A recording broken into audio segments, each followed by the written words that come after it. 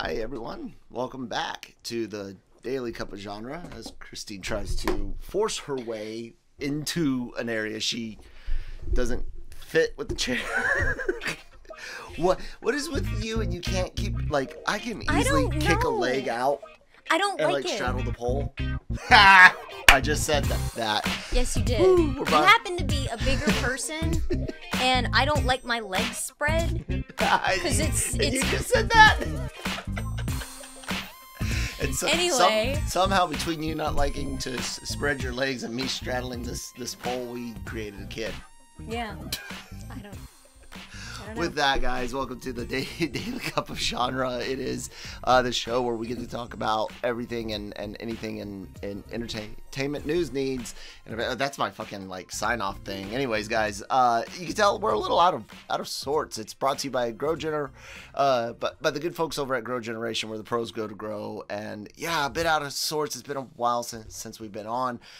Just to catch you guys up, between a cold and a huge influx on interviews, which you guys can see on the LRM YouTube channel. Make sure you subscribe there, please. And Manny being inundated with all of that, he wanted to take some time to focus on that, clear that log, and it just never got cleared up. People love us and we love them loving us and giving you guys things to watch. So Manny's going to take a hopefully short break until things do settle down, because there's a big transition from like Zoom interviews and distance publicity events to in person again. So yeah, we'll kind of have to see through, but nonetheless, let me introduce my wife, Christine, co-host of Anime-Versal Reviews, and it's AVR Midnight Run, and writer for LRM Online. What's up, man? Not much. It feels like a Monday, and it's not. Yeah, I completely agree. I don't know why either. Yesterday, I guess because we were busy yesterday, and I was kind of, down because, Manny had said, hey, I thought we could, restart this week, but, we're going to have to get these interviews done first. And I get the disappointment. You guys have like a really good thing going for you, but yeah, you don't want Manny to suffer from burnout. No, and I don't want the readers and the watchers and listeners to not get those awesome interviews. We had Matt Damon and Lee Pace and all sorts of really cool stuff. But regardless, you're awesome. You've done this show before. You used to be on. I mean, you got to be at least somewhat awesome to still be here in my life, right? Yeah. Right? Yeah, so I think so. But yeah, I'll say, guys, we kind of hodgepodged the camera setup today, so I'll apologize if things are a little off. I'm gonna work on getting things set up for Christine and I to be able to hold down the ship until we either kind of retool the show to fit around us, or Manny gets to come back. Hopefully, I really like Manny. Yep. But yeah, and regardless, we're always gonna have people rotating in and out and stuff like that, like we have in the past. So now that I guess all the housekeeping is done, oh no, I still gotta say, hey, make sure you like, share, subscribe, thumbs up, down. I'll take the hate clicks. LRM's YouTube channel, part of the Genreverse network, LRMonline.com, Genreverse.com. Yeah, they both kind of lead to the same thing now, but you're gonna want to start using that Genreverse.com, especially if you are really big into all of these podcasts and the pop culture side of things. LRM is not going anywhere. Latino Review Media is still our company. No one's being sold, bought, or anything. We're just trying to make sure you guys can see, hey, fun pop culture podcast, talky head people, and then hey, more serious and interviews and media events, all under the LRM umbrella. But yeah, check all that out. And the podcast network, Genreverse podcast network, or LRM's Genreverse, however you guys want to phrase it. Get me a fucking final answer. No, wherever you get your podcast.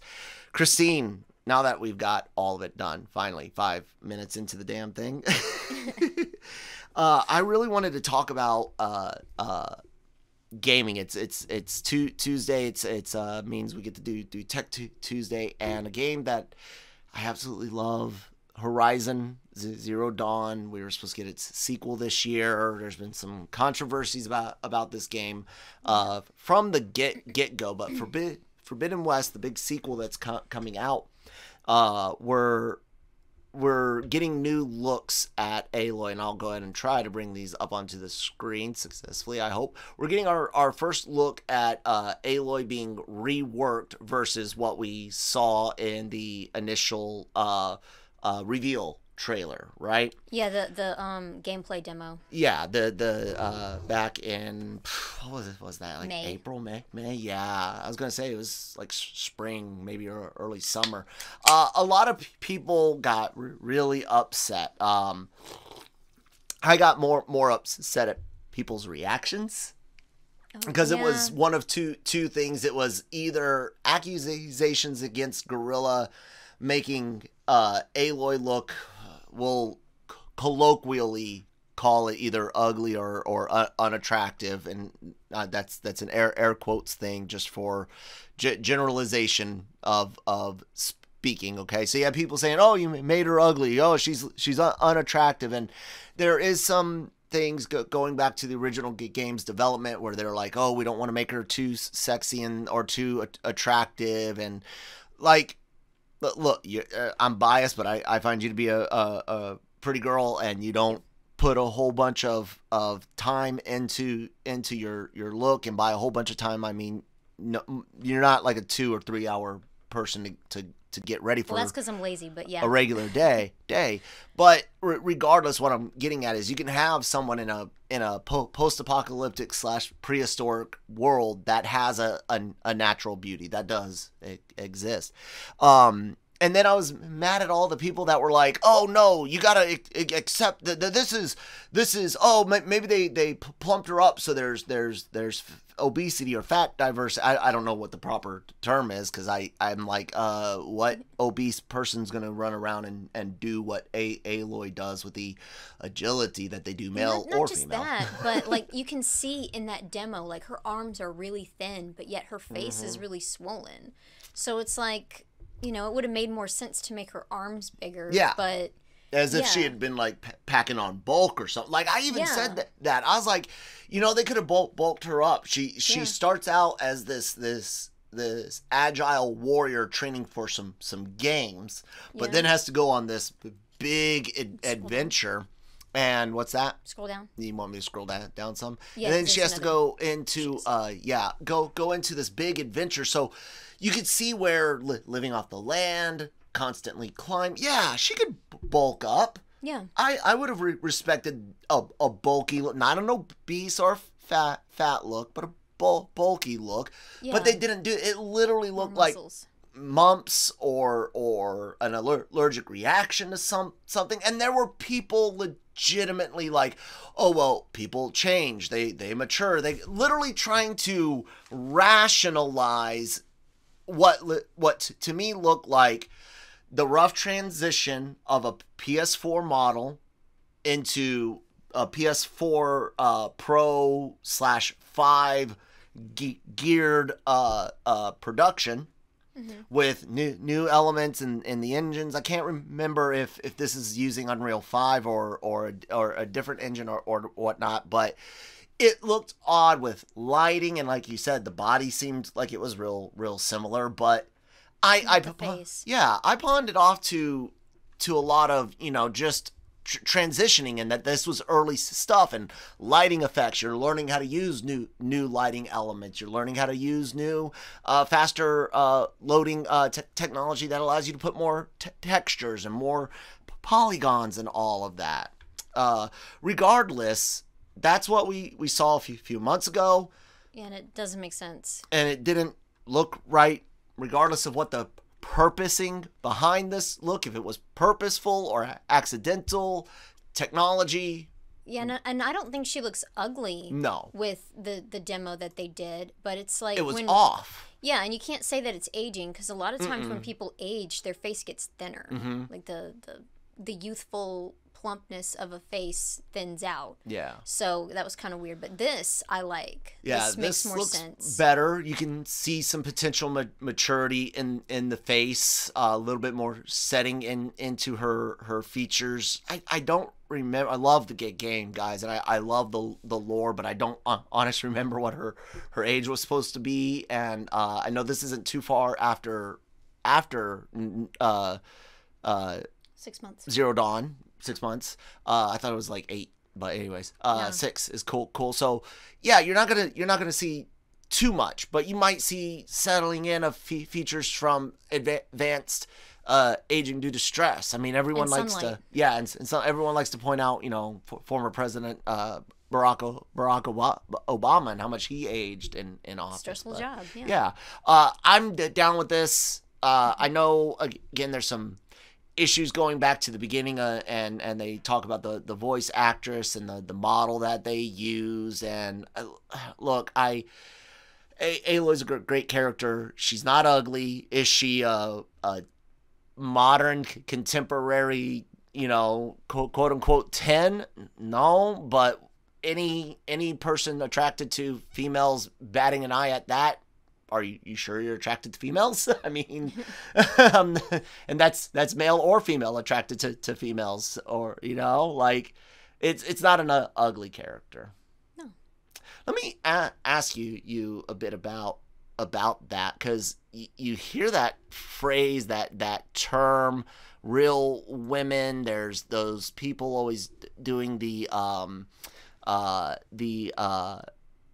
fixing artwork to show what real women look like, and the go-to is always size and attractiveness, like to tone down attractiveness and to increase size. And as a male, personally, I've got my own preferences in what I'm attracted to, and whether that's a preference or not genetic, but subconscious thing, whatever. I like what I like, right? Yeah. But to each their own. So anything I say is just my opinion. But I can't help but think of back when the real women have curves thing.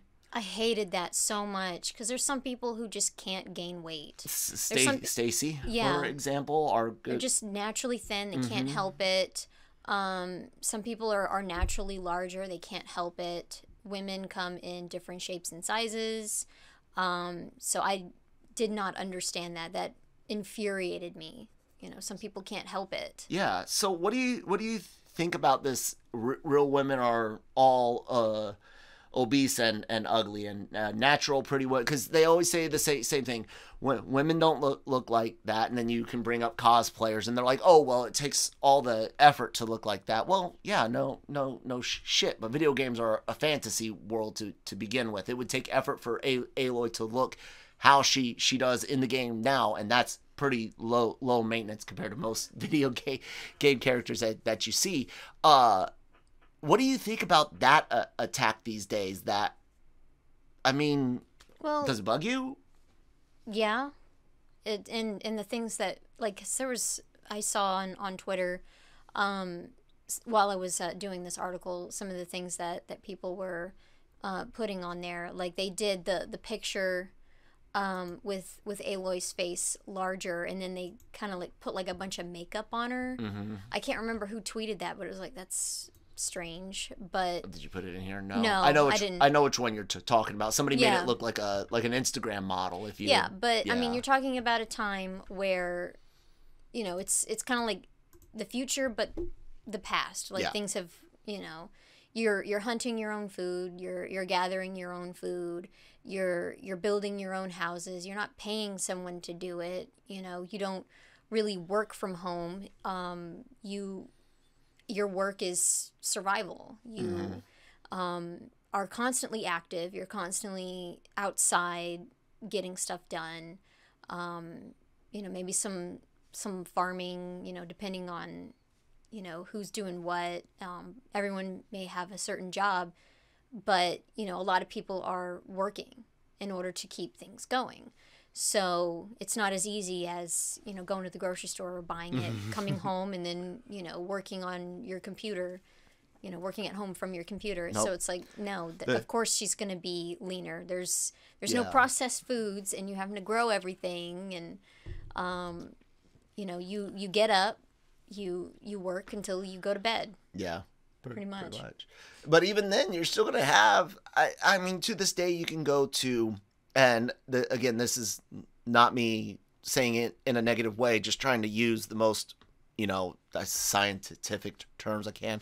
But you could go to plenty of third world countries or areas with higher populations of homogenous peoples, indigenous groups in South and Central America, and you can, and you know, when they're doing the nature documentaries and things like that, and you'll constantly see males that people find attractive in contemporary first world countries, and females that people will find attractive in contemporary first world countries, in those, like I said, smaller populations, homogenous groups, indigenous groups, and even third world nations that don't have the beauty products and stuff on a mass scale. And you'll still see people that the first world would be like, that's a hot dude, or that's a hot chick. And so this idea of what attractiveness is ridiculous. Right.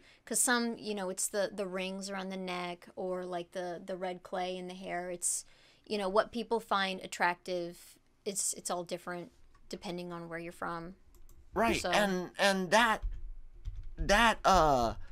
whole thing there, excuse me, as I'm trying to look up something else here in a second.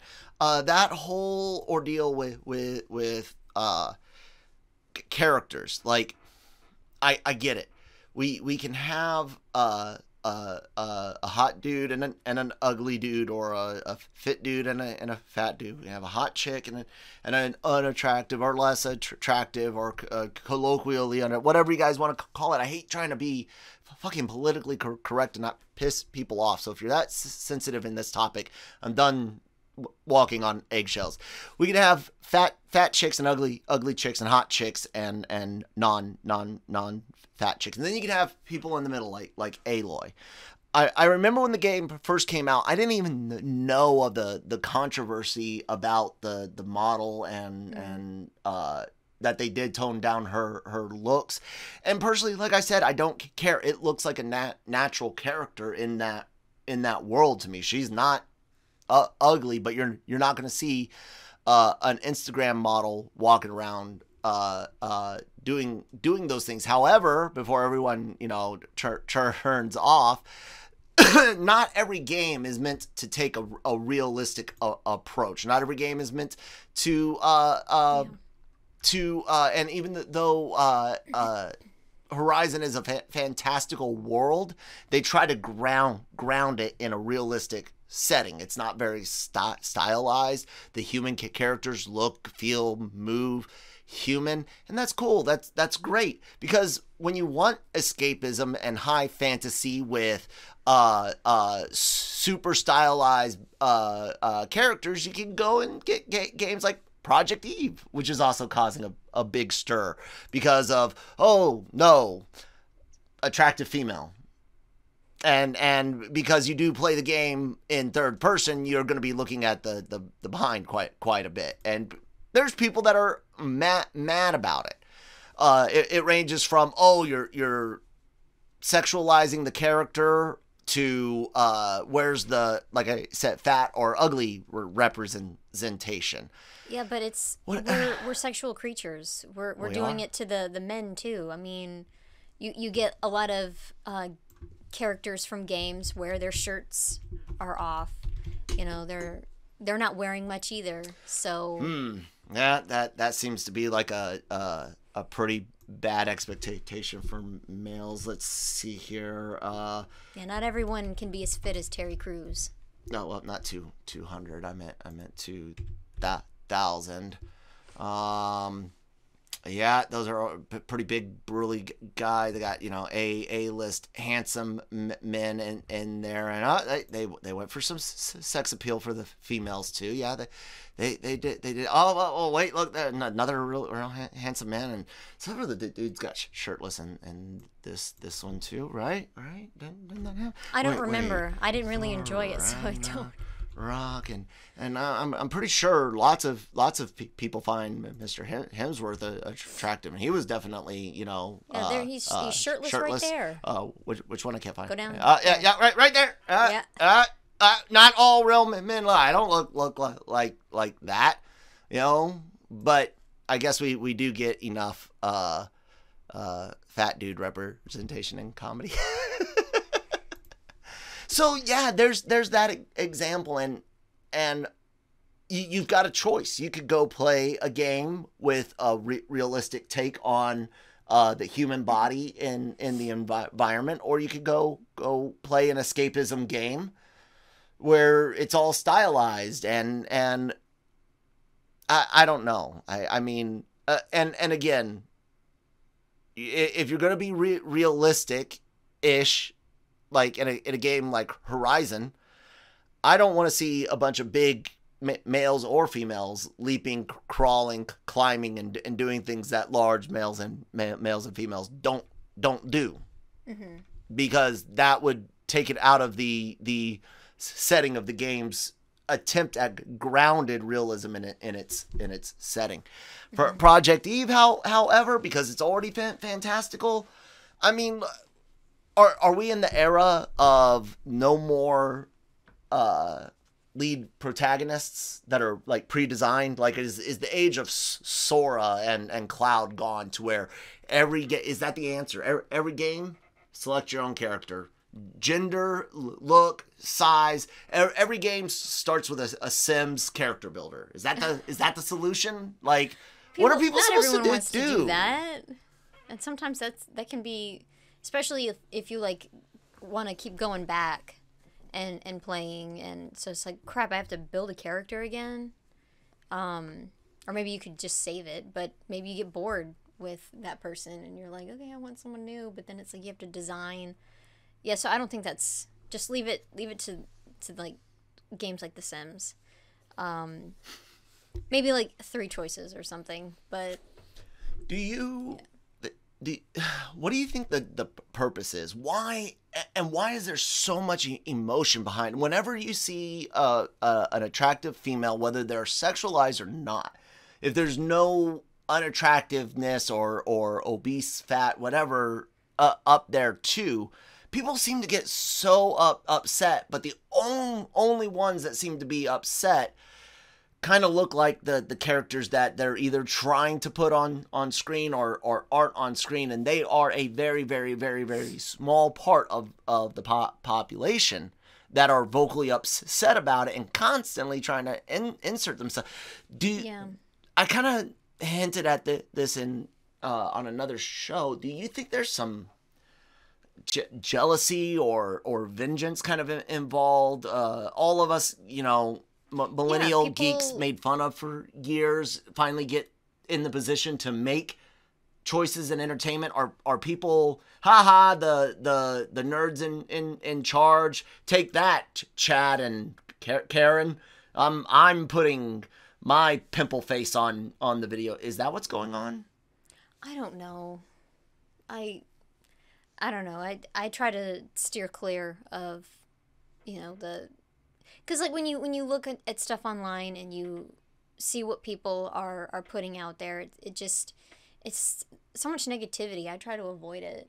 So, but yeah, it's just, why does it bother you that much? It's not a real person. It's like being mad at a cartoon for having super long hair and being jealous of long hair because your hair doesn't grow that long. You can't keep it nice or whatever. Or, big boobs. Some people have them. Some people don't. Some people don't. I'm not mad about it, but yeah, I don't understand why people can get so mad at stuff like that. But yeah, it could be like jealousy, I don't know if anyone resents anyone they know personally for looking different than them, but you know, embrace what you got and be okay with it. And like you were saying with Aloy, I mean, she looks pretty real to me. She doesn't look like the other character that you just showed. Oh yeah, the Project Eve one. Yeah. But there's nothing wrong with the Project Eve exactly. character either. You know, she is serving the exact purpose she wants. This is the simple fact, okay?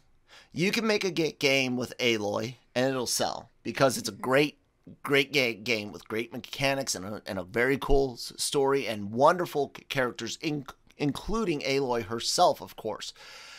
It was a male that told me about the game, encouraged me to check the game out because he had played the demo, and I love the, and like I said, it wasn't until I discovered drama YouTubers that I even found that there was a controversy going back to the first game.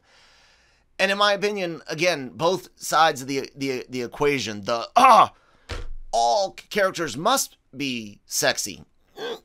Some, sure, if that's what the creators want, and then the others, no more sexiness. But at the same time, those people will promote certain behaviors and styles when sexiness suits their narrative. And both are wrong to me.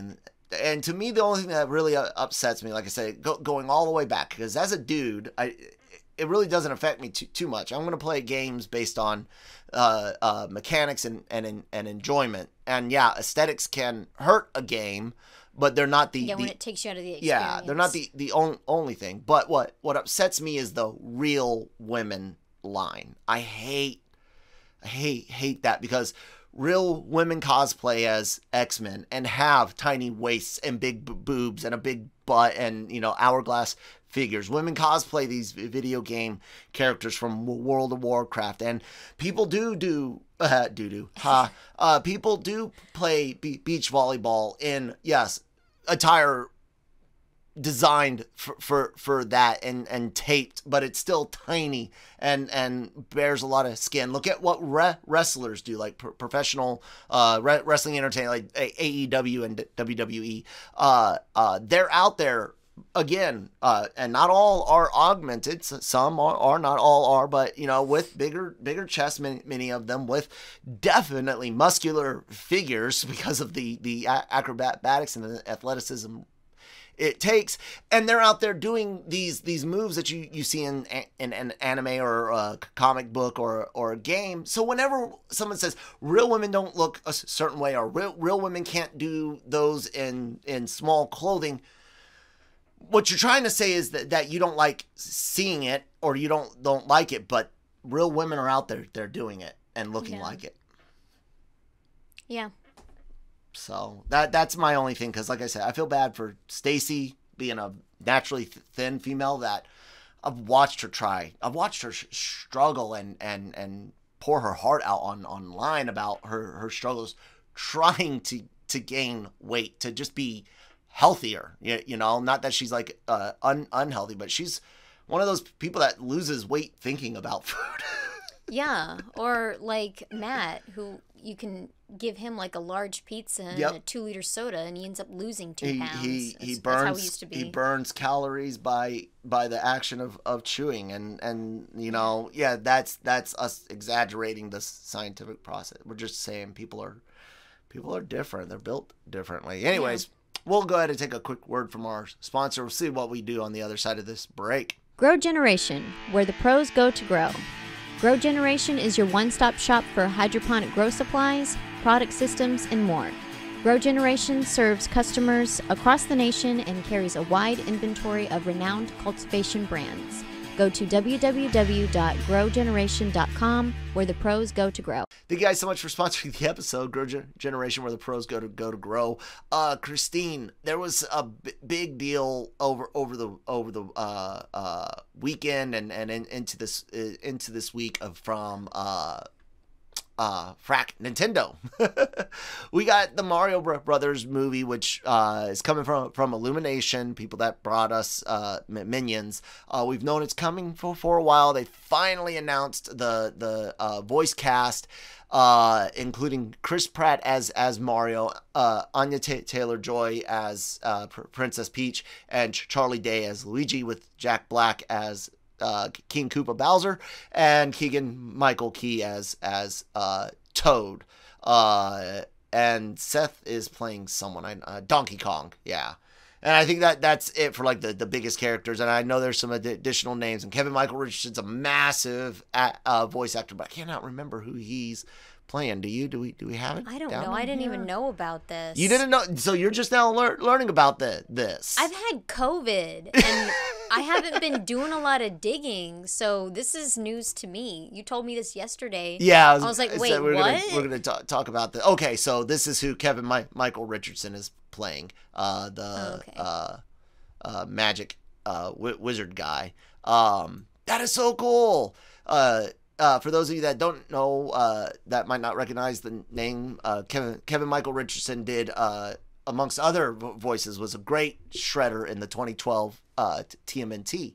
And I've been dying for like that 1980s, soft sequel movie, and let Kevin Michael Richardson replace James Avery as Shredder for that. And because I think it would be great. Anyways, what do you think, Christine? Chris Pratt is Mario. That's weird. I'm sorry, it's weird. This is also coming from members of the team that did the Lego movie. So Illumination animating, Lego movie talent, and that voice cast. How are you feeling about Mario Brothers? Not great right now, but I love to be wrong. Because like right now I'm looking at it and I'm like, I don't think this is gonna work. But why? Again, What's the one that doesn't work? All of them? One of them? Two? Chris Pratt doesn't make sense. I'm sorry. And you said Keegan Michael Key is gonna be Toad. Mushroom Diaper Baby. Mushroom Diaper Baby. I'm curious about that one. I think that'll be fine. Absolutely. Yeah. But yeah, like I don't know. We'll see. And I don't have. I mean, I know there's people, of course, bringing up all sorts of things. People have brought up how white the cast is, and Pratt, Day, Taylor-Joy, and Black, all white people. Seth Rogen, Fred Armisen, Keegan-Michael Key, Kevin Michael Richardson, of course, definitely not white. And I'll be honest, I don't recognize the name Sebastian Menace Kahlo or Charles Martinet off the top of my head, but there is a point about the protagonist and the antagonist, and again, and Mario's not a Italian in this, and there is a lot of kind of cultural things where certain marketing things were done in America, certain voices were done in America that kind of take hold, that get adapted elsewhere, and the history of Mario is very very complex. It actually, especially when you include the games where you're on like the bricks with the turtles coming out the pipes, like the original Mario Brothers games, and Donkey Kong and all of that. So the Italian thing for a character created in Japan, are we being a little American centric? Maybe. I don't know. We've never outside of the cheesy cartoon and the cheesy movie with Hoskins and Leguizia.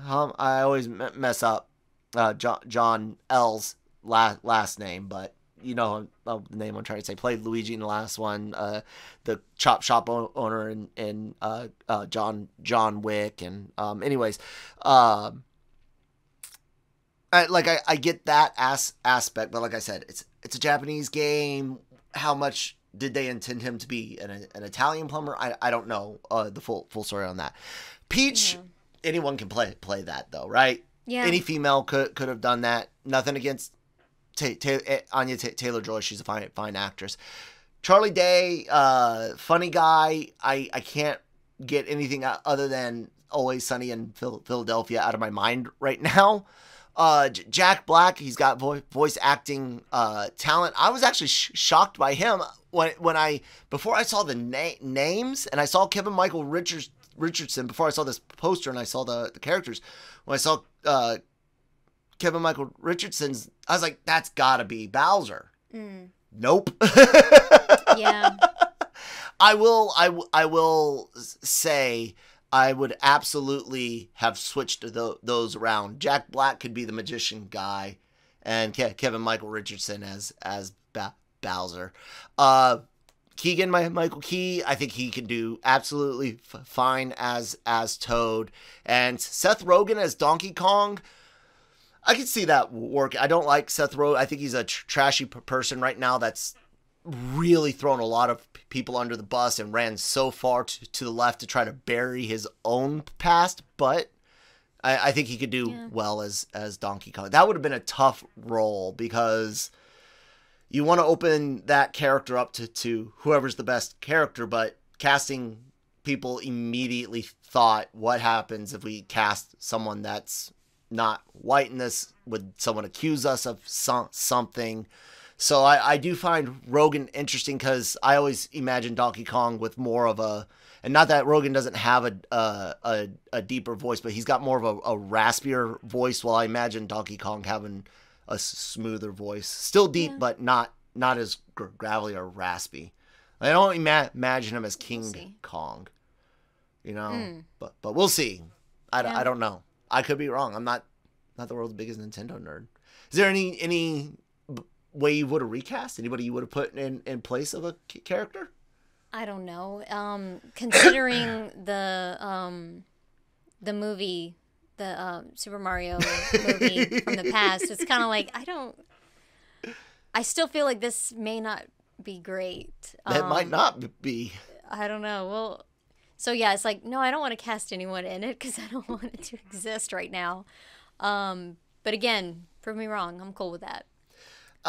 What do you think about fans that are complaining that they didn't get the gentleman that does the English? It's a me, Mario. They didn't get him to do this movie. Was it really even feasible for him to do a full length movie, or could you see a Super Mario movie where Mario only says his normal things? Ha, hoo, woohoo, and so, could you deal with a movie like that? No. Because it's a movie, you need more dialogue instead of gameplay. So I don't know. And the thing is, it's like also it would be kind of weird to be like, okay, well, we're making a Mario movie. Let's go find someone Italian and be like, okay, now uber Italianize your accent. All right, go. Would be kind of offensive. So I don't know. I mean, Mario's doing a pretty exaggerated Italian accent to begin with. Yeah, no, but it doesn't really say much. Yeah, so that's true. It kind of doesn't come off that way. It just kind of comes off as like a goofy game. Yeah. And with a movie, I don't know how silly they're gonna want to be. I don't know. We'll have to wait and see. But I think with a movie, it's a little different because there is more talking. So you gotta have it carry over instead of getting tired of it. Yeah. You know. Yeah. No, that makes sense. You know, part of this, what I kind of brought up earlier in our last week with our Anime-Versal podcast, we talked Star Wars Visions with the Cantina podcast crew and Anime-Versal with Jammer from Breaking Geek. It was a anime Star Wars orgy on the Genreverse. It was awesome. But one of the things I brought up, and Project Eve is another example of when foreign influence and foreign studios or characters, properties, media, you know, anime for example. Americans seem unable, it really seems often like the same group of Americans that like 5-10 years ago was like, America's not the center of the world.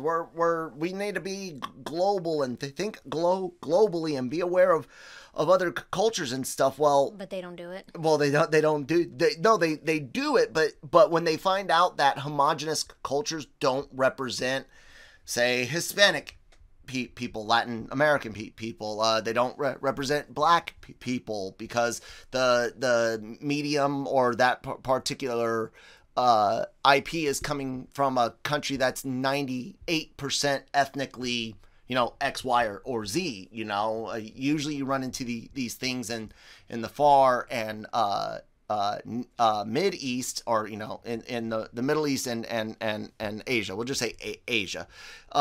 That's where you find the most homogenous groups that export a lot of entertainment, culture, that export stuff, right? Mm-hmm. That others can consume. And yeah, there's of course homogenous groups in Europe and in South and Central America and Africa and whatnot. But again, we're talking about mass consumption of certain people's things. So yeah, when someone looks at this voice cast and they're like, oh, there's not enough people of color, but you look at the characters themselves in the games, and then you go, oh well, what about Italian, this, that, and the other? And like I said, please let me know in the comments if for certain Japan intended him to always be Italian or not. I really don't remember, but what are we too fucking big-headed expecting other cultures to change their products to match our diversity? Is that wrong? I think it is wrong to expect them to do that. I don't know. It's like there's certain places that are big melting pots. Like the UK, Canada, America, Australia, probably South Africa. You would probably be. It's got maybe a little bit, but it's not Dutch, like just English, one. And of course Africans. Yeah. You've got places like that where it's like, y'all are different than the rest of the world. There's countries in Europe as well that further down in Europe that Central are pretty mixed. They have a lot of different cultures in them. And then you have very ethnically homogenous European nations, especially the smaller ones, former Eastern Bloc nations, Central Europe, places with, maybe not 98%, but 90+%, white European. Mm-hmm. And that's just the way it is. And you're not going to see a whole bunch of diversity out of a place that has 90+% looking one way. So then the next question comes, should America be importing content that isn't diverse or isn't culturally sound? Because America doesn't want all of its video game characters to be sexy. So should America not allow the importation of anime without recoloring characters, or should we not allow sexy video games to be made? That would be wrong. Like, what's the answer? Don't mess with someone's art. There you go. You said so it. Don't mess with someone else's art. Oh my God. I didn't say it. I can't remember the name. I've seen like people upset on YouTube over an artist that was tracing and then changing the body shape of the characters of someone else's art. Yeah, and fixing it and stuff to make it more, fixing it. Yeah. And it's like, no, don't do that. Make your own. And for an artist, that's got to be pretty insulting, very hurtful. Just make your own. Don't fix someone else's art. That's like, and if it doesn't sell, that's saying something. That's saying why Project Eve is going to sell good versus, a game that does the same thing but doesn't put any flair into the character or works on, worrying more about how much roles the character has versus the gameplay mechanics or the story. Anime is another prime example. I got it. It sucks to. I don't personally experience it, but I know enough people that have and to talk to me enough. I know that people are upset not seeing themselves in certain properties. But guess what? When it comes from outside of our country, there's only so much that you can do. And I like what you said. Don't mess with someone else's art. When it came to Star Wars Visions specifically, and this specifically, where people are like talking about skin tone, I'm like, it comes from Japan. They are 97.8, so like 98% ethnically Japanese. They don't have a large, diverse population, so you're not gonna see that. So would it have been right? Because anime has always put in more LGBT representation than American media since the freaking like 70s easily, and even in the 60s I think they were pushing some lines, but definitely 70s, 80s and forward. Anime, LGBTQ community, get off of Toonami and get into manga and anime, and all of your guys' representation is there. It's been there for decades. It's just not on Toonami because you appeal to the masses for media, and that's what Japan does when they make games and entertainment for their masses in Japan. They're going to look Japanese, feel Japanese, sound Japanese, be attractive to Japanese people. And if outsiders like it, great. Once we grab a hold of it, they start doing things where it's like, okay, we're catering to Japan in this way, we're advertising to the West in this way, and it becomes an international thing. But you still, would it have been right for Star Wars, Lucasfilm, to tell production IG, you've got too many aliens, we need you to change 2 aliens into one female of color and one male of color? Would that have been right? And no. Does anyone out there think that would have been right for Disney to do out of one of those studios? Oh, it's dumb. It would be kind of weird to, okay, we need you to check these boxes for us. Or would it have been better to find a great anime artist that is doing people of color? Maybe they might be black themselves. You think of the Boondocks as a great example of a black person being into anime and drawing, people of color in like, yeah, you could have gone to that studio versus demanding something of a foreign. Yeah. Just my trying to rationalize it, because it's like it all comes back to that real women and thing again. What your experience is. People live in these bubbles, man. It's very true. I don't know. I get that it sucks to never see yourself on a big screen, but like, I don't know. I see the make it yourself. I think it'd be hilarious to make a game where it's like, I don't know, Great Aunt Gertrude, fighting, and like you have like, instead of like health, packets, it's kind of like go take your supplements, or something like that, where it's just comedy in a game, but it's fighting, like, we're just fighting zombies or something like that, something like that. And with that, whenever you say make it yourself, people will sometimes try to throw up unequal arguments that use that whatever, like social media and entertainment canceling. Oh, well, go make your own Twitter or whatever. It's a little different, okay? Making games, making comics, movies, and all that, it is expensive. However, as has already been proven, there's enough people in creative positions and positions of power to get things like High Guardian Spice on Crunchyroll greenlit.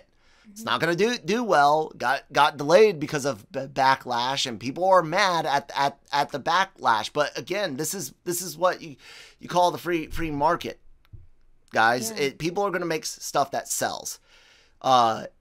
Just because something doesn't make $100 million, just because a comic doesn't sell 100,000 copies, doesn't mean that it was a failure. If you're out there trying to tell a story that, say, 1, 2, 3% of the population goes through, and you sell a book and it sells 20, 30,000 copies, you should be very proud of yourself, because you spoke to 20, 30,000 people.